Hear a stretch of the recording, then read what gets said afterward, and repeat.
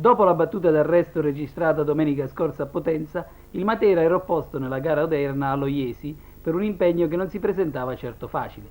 La squadra marchigiana veniva infatti da 2 sconfitte consecutive, di cui l'ultima fra le mura amiche ad opera del Teramo, che sinora ha subito una sola sconfitta proprio al 21 settembre. Il Matera dal canto suo cercava di confermare quanto di buono era riuscito a realizzare in questo inizio di campionato. Sin dalle prime battute la gara non tradiva le aspettative, con il Matera in costante proiezione offensiva e lo Iesi molto attento in difesa ma deciso a sfruttare l'arma del contropiede. E la prima azione pericolosa la creavano proprio i marchigiani con Bella Gamba che tirava dal limite dell'area al 13° minuto. Il forte tiro veniva però deviato da Mattarollo con l'aiuto della traversa. Nell'azione immediatamente successiva però il Matera rispondeva con Pepe. Ben lanciato nell'area avversaria, l'ala materana impegnava seriamente Serena, costringendolo a un difficile deviazione in angolo. Nei minuti successivi la squadra materana, ben orchestrata a centrocampo da Bonanni e Doriano, proseguiva nella sua manovra offensiva, ma il muro operato dai marchigiani al limite della propria area sembrava insormontabile. Al 22° ci provava ancora Trentini, ben lanciato da un intelligente passaggio filtrante di Bonanni, ma senza fortuna. Le azioni del Matera venivano irrimediabilmente bloccate al di fuori dei 16 metri, riuscendo a ottenere soltanto una lunga serie di calci piazzati. Al 38°, a seguito dell'infortunio subito da Trentini, Salvori era costretto a lanciare nella mischia il neoacquisto Oceani, una punta, e il tema tattico della gara non cambiava con il primo tempo che si esauriva senza registrare azioni di rilievo.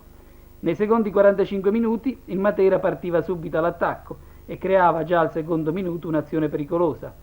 Bertoia si incuneava nell'area avversaria, saltava il diretto avversario e crossava al centro per la corrente di Bari.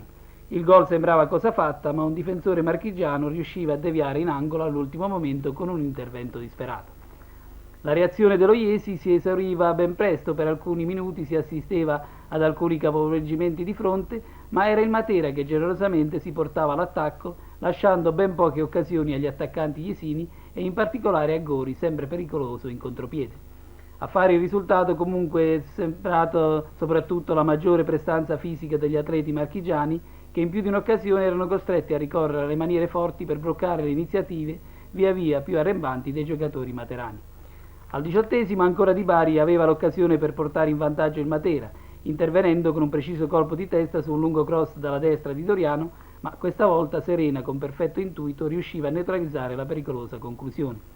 Al 21° nuova azione arrembante del Matera, ancora protagonista Doriano in tandem con Boncompagni, nuovo cross dalla linea di fondo per la testa di Bertoia, ma la palla si perdeva sul fondo sfiorando la traversa della porta avversaria.